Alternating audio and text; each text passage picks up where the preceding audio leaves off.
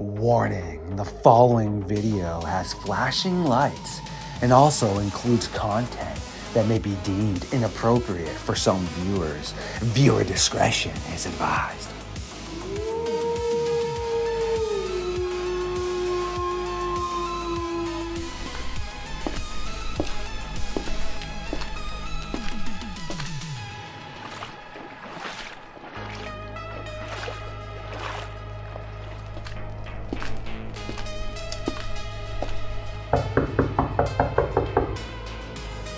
Who dares awaken me from my slumber?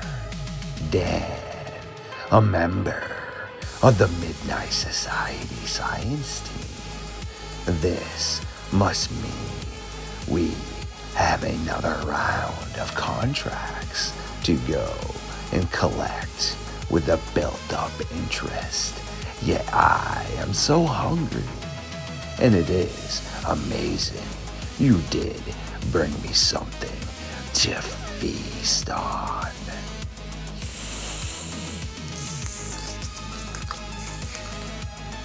Absolutely delicious.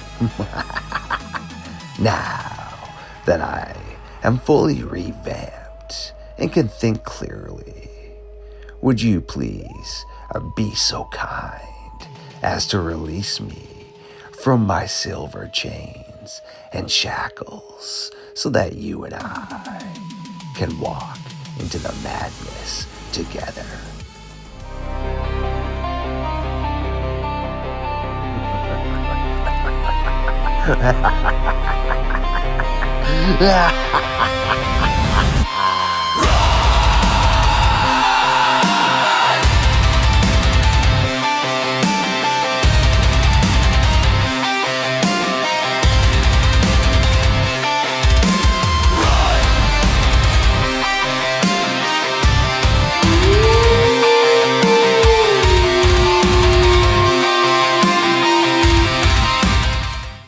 My creatures of the night, once again, you are tuning in to Midnight Lycanthropy here on LordeStarfox Radio. We do have a friend of the North American Dogman Project, and of course, the Midnight Society, already sitting around the late night fire, getting ready to burn the midnight timber into the early hours of the morning. What we will be doing tonight is allowing our friend Dana, yes, aka Dan, to talk about some really great things that he has dove into firsthand. We are also going to see his thoughts on missing people. We all know that's something I specialize in over here, and every year, minus Alaska and Hawaii. Yes, the 48 main states. Anywhere from 1,100 to 2,400 people vanish. 5% are ever found. This does not mean they are found in a mannerism where they would be hanging out with me and Dana or any of y'all here. No, this could be backpacks, shoelaces, or things even more nefarious. After this, we are going to be diving into some of Dana's thoughts about what these dogman-like creatures could be. This is going to be a very epic episode as always. Dana, my friend, thanks for joining us tonight. Are you ready to do this or what? We can do it. My name's Dan Nedrelo. I'm Dana on one of my profiles. That's specifically hairy bipeds, which I don't bring up with my regular professional Facebook timeline, because when you're talking with people all over the country and you bring up things like that, you can imagine your credibility is in question, etc. So many people have been so very quiet about it. The Patty film. I'm an old guy. So back in '67, a teacher happened to mention the word abominable snowman. One thing led to another. I started reading all the literature I could find. Totally shocked, totally amazed. First experience I had with an unknown, I was in church camp in northern Wisconsin. Most people associate Wisconsin with Dogman, but we've got 25,000 black bear there, over 1,000 timber wolves, and we've never stopped having mountain lion sightings. When I was a kid in the 60s, we had them. Coyotes took a long time to repopulate. We used to have nothing but elk in the southern part of the state. We were hungry. We ate them all. So as a result, now it's all white-tailed deer, which, by the way, is a prime candidate for a carnivore called a cougar or mountain lion to come into Wisconsin and stay, which they've done. However, public relations have a lot of problems with dealing with animals, that are controversial, including black bear, mountain lion, especially wolves. So it costs time and money to manage that stuff. What has it got to do with our target species? Dogman, Sasquatch. Well, if we can't handle cougar east of the Mississippi River, how in the heck are we going to handle things that are terrifying to most people? So anyway, all this intrigued me as a youngster. I ended up going into wildlife biology, ended up as a DNR biologist, and I worked in the profession for 40 years. And I'm also a herpetologist. So I did the Steve Irwin thing in Australia, Costa Rica, Nicaragua, Hispaniola. I worked for Milwaukee Public Museum and National Wildlife Federation. And I was a zookeeper for a while, and I'm really intrigued with giant reptiles. So pythons and anacondas are friends of mine, and I love rattlesnakes and all that good stuff. And being a wildlife photographer, I ended up publishing when I was in the 80s and then 90s and 2000s. And so I worked in different magazines and books and things of that nature. And our specialty was macro photography, reptiles and amphibians. So we were in Yellowstone and the Everglades and the Rocky Mountains and all over the country looking to get as close as we could to wildlife. I've fortunately never been charged and hurt. I've fortunately never been in a bad situation, and I consider people more dangerous than animals in general, as long as the critters are given their space.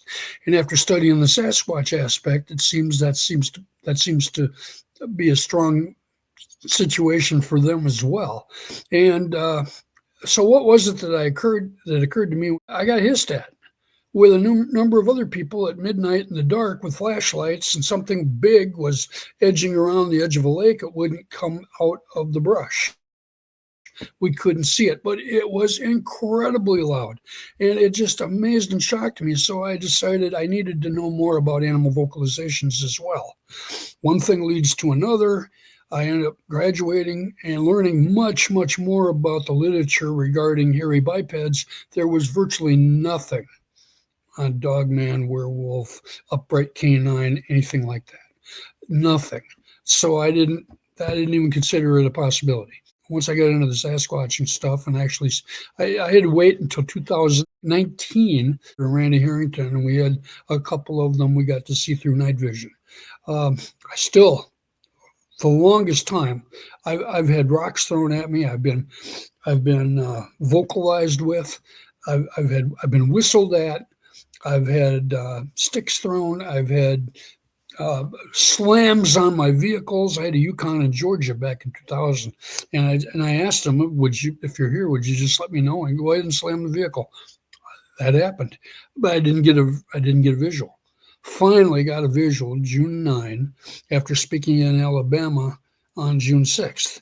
And I was visiting a couple of friends of mine, mother-daughter research team, and I had individual walk by outside a window 60 feet out.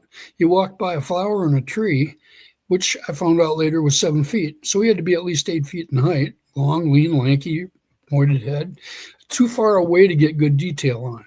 But I've been working basically in 2000. My sister made a bet with me. She said, I bet you don't become computer literate, and I bet you don't network with others and research in Sasquatch. Well, you can't let your little sister win a bet. So I went into this and joined the BFRO. They wanted to know what my background was. I sent them a resume, and it wasn't long before I got the keyword, and all of a sudden I'm investigating and calling on the phone and interviewing as absolute many people as I could all over the country. I eventually went independent after 4 years and took some time off, but I got called into a situation in Georgia that was filled with activity. So I went down there and saw my first prints. That was in 2008. Got some vocalizations, gave her a recorder, and we kept track of some of the activities down there. So I knew these were real just by studying the behavior that people were describing. I was trying to figure out, why are adults taking this serious? I don't know any adults that take this stuff serious, you know. So I grew up and I didn't have a chance to discuss it with anybody. I kept it private. Finally, in my early 20s, a guy I take pictures with, he's 81 now. I'm 68, so we've put some time in. But we traveled the country together, and he was real interested in the subject too. But no matter where we went, we couldn't find tracks. We didn't get vocals. We didn't have any experiences until 2010. I got my first Squatch vocalization. It was a that just carried across the valley in response to an uphill interaction between canines, dogs and coyotes. I've since been sneezed at. I've been followed, and there's been some other things that have happened as well. But regarding the Dogman aspect, I'm running into people that I believe them. I believe their experiences. I tried to interview a number of Linda Godfrey's people. Most wouldn't give me an interview. Some would. One in particular was interesting. I asked her, okay, what you saw, did it at all look like a baboon, which is a dog-faced monkey? And she gushed and she said, you're the first person that's asked me that. That's exactly what it looked like.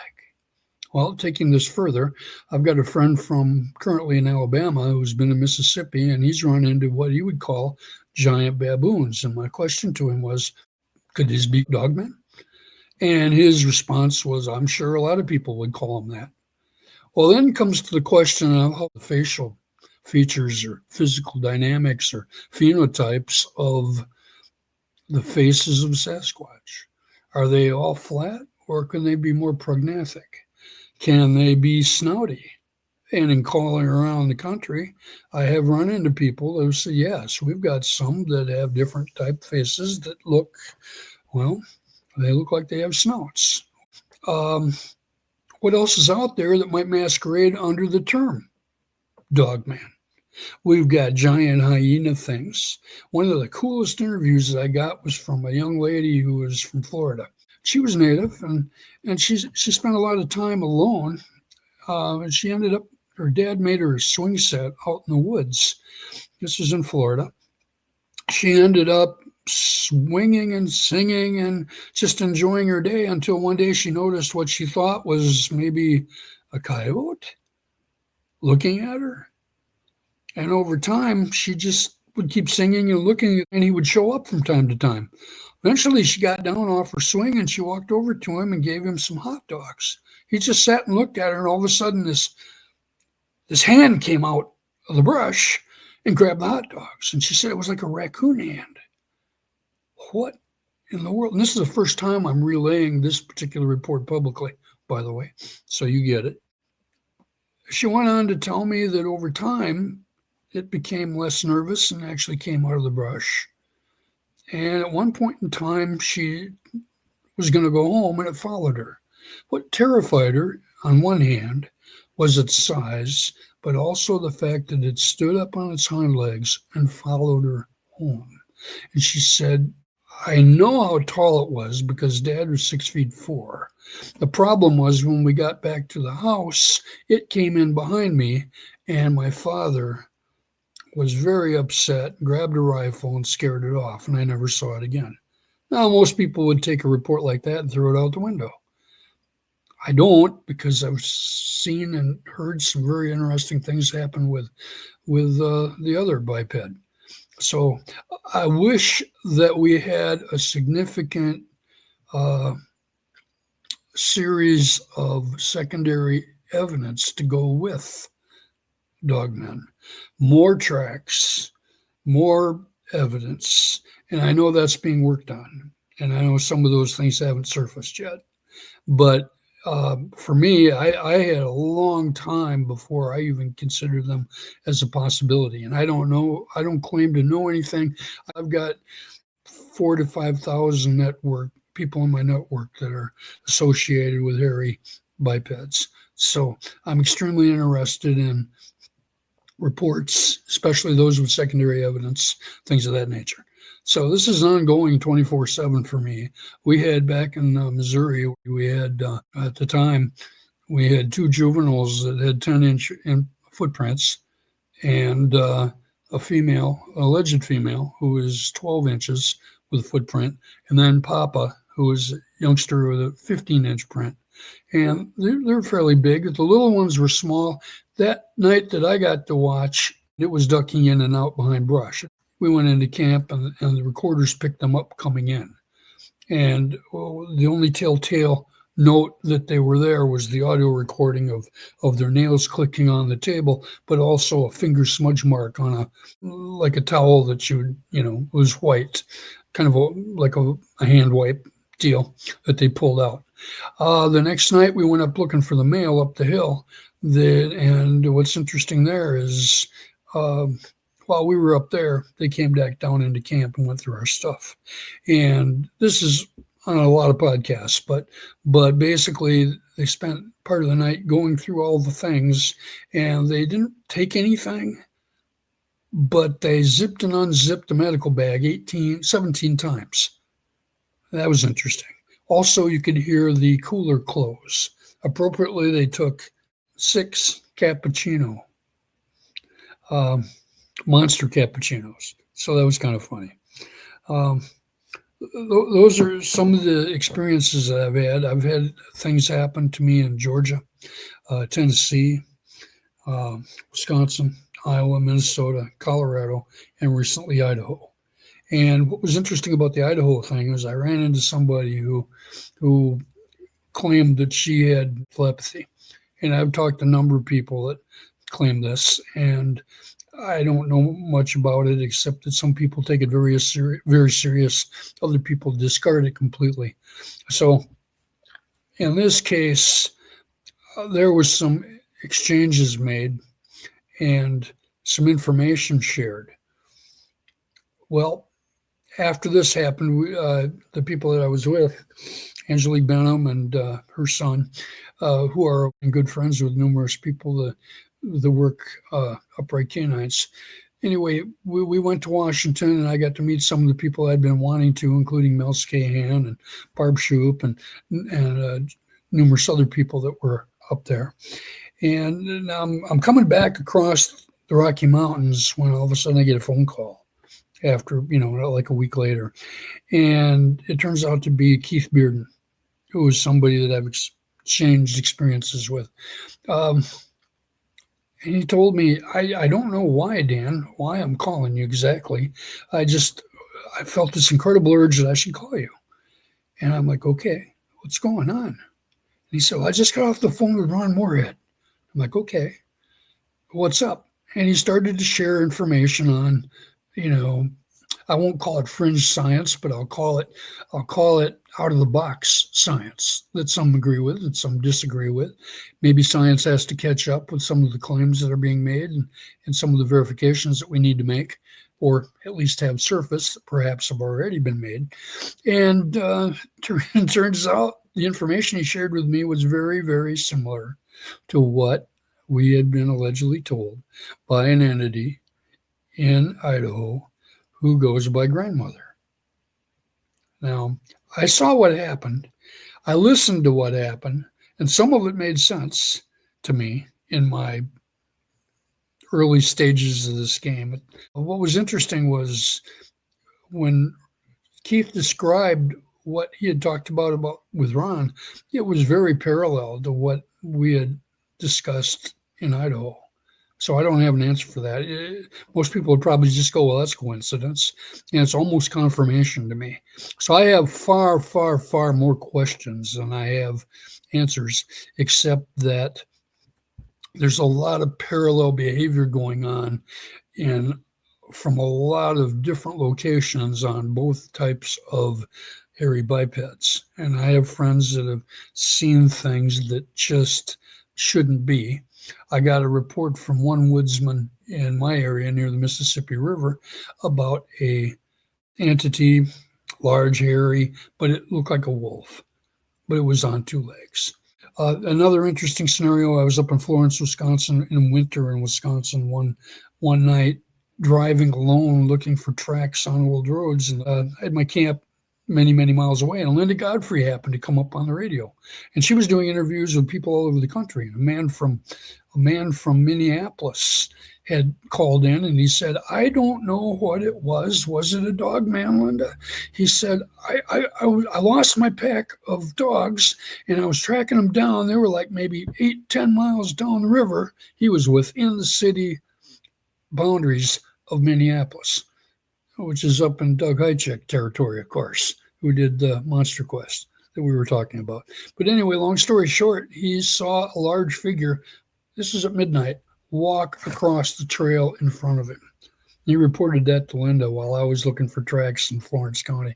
So that was interesting. Swinging over to what these things are exactly, I'm still at a loss. I really don't know. But between baboon and upright canines and hyenas and whatever else masquerades as under that label, I just know how large they can be reported, and I know how, if they were incredibly violent, we would have more and more people wounded by them, and it's amazing how many aren't. So that is interesting. Regarding people and disappearances all over the country, obviously there's a lot of different aspects to that, and it might well be that we've got some pretty terrible things going on, because we all know what would happen if Sasquatches were deemed to be real. And then all of a sudden you've got argument between wildlife biologists and anthropologists trying to figure that out. And we'd have to have land set aside. There'd be financial implications on the forestry department, etc. I'd also like to mention that I have a friend, and the father of her boss worked with a friend who was in charge of a big forestry department. And I was told, anything that comes up, Sasquatch or hairy biped, don't report it, don't say anything, and destroy any evidence, including tracks. So there's that going on as well. So we know that there's been some likely masquerading, I shouldn't say that, but cover-ups of potential evidence. And there's numerous reports like that. There was one BFRO report, but it was it had wolf-like features, whatever it was. And somebody supposedly took the body. Now, how real that is, I can't vouch. All I'm stating is that somebody reported it. As far as disappearances, it can be as simple as local wildlife. So we wouldn't stand a chance if they decided to try to take us out. And that has happened. That's interesting. You do wonder, especially like when people are taken out by dogs or things like that. But then you go to certain locations where you've got cats that are probably not very well trained in taking their deer, because there aren't any deer. They're living off poodles and house cats in some of these rural areas that are heavily populated, like certain parts of California, certain parts of metropolitan areas, and the cats are bold, because we do have one of our research biologists out of Wisconsin. He did his PhD on a cougar that was radio tagged. It was a big Tom. Every so many weeks, he would come walking right down Main Street in Albuquerque, take a dog, and then take off, after 2:00 in the morning. So regular pattern. So we do get a lot of predators that do edge big cities. We've got Sasquatch reports in Miami, Minneapolis, Milwaukee, Madison, Wisconsin, Denver, Portland, Columbus, Ohio. So what's going on with the Dogman stuff? As far as legitimate pictures, I'm sure some folks have some. I'm extremely curious about this. I do spend most of my time interviewing people with activity on their property. And some people I've talked to have said, yes, they know somebody that did get hurt by a dogman. And, I can't vouch for that, but that's what I'm told. That's absolutely amazing stuff by you. I wouldn't expect anything less. I love it. Some quick little interesting tidbits. Devil monkeys, the Gugway, all look very similar to some of these reports of the Dogman aspects. We actually are really leaning towards more primate behaviorisms in a lot of these than Oh, canine. totally Yeah, agree. so gnarly. And then if you look at the Dinopithecus, Right. also the Pteropithecus, Right. Dinopithecus is related to the baboons, but Pteropithecus is related to apes. Still look very similar-ish. Both of them only went extinct supposedly 10,000, 11,000 years ago in the fossil records. If you look back at the good old Romans, they actually have documentation of fighting man-sized baboons in the arena with the gladiators, which if these things were still kicking around 10,000, 11,000 years ago, no reason for that not to happen. Pretty interesting, actually, in the new Gladiator 2 movie, they actually show a bunch of man-sized baboons fighting in the arena as well. Super gnarly stuff. They have very interesting looking hands. They have elongated snouts, glowing eyes, pointy ears, quadrupedal, bipedal. They have manes, all kinds of gnarly stuff. I do love it for sure. Yet, is there anything else tonight, my friend, you would like to bring up about some of the really excellent things we've had a chance to talk about? And if not, could you please let everybody know where they can track down any of your research or any areas they could get a hold of you until next time? Sure. Sure. Just the contact that you can find me on is Dana Nedrelo, DANANEDRELO. And I'm easily found just through the general search that way. And I will respond to any and all.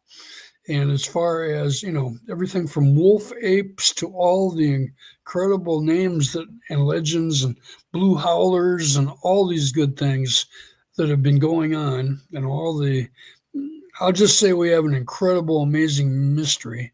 And I'm looking forward to seeing how it continues with all the people and the incredible, excellent communications we have now, so that we can, continue to be inspired and find out more. Again, absolutely epic stuff right there. You heard that to the audience. Please do track down Dan, aka Dana's great information. Also, if you enjoy the content over here, please like, subscribe, comment, share the good old information to the algorithm. Yes, let YouTube know that we belong here as well with great information. Yet, Dana, my friend, you being such a busy individual, I do appreciate you kicking it with us tonight, man. Well, hey, I'm proud to be part of it. Good to get to know you, and looking forward to mixing it up with your boys and everybody who's doing amazing things.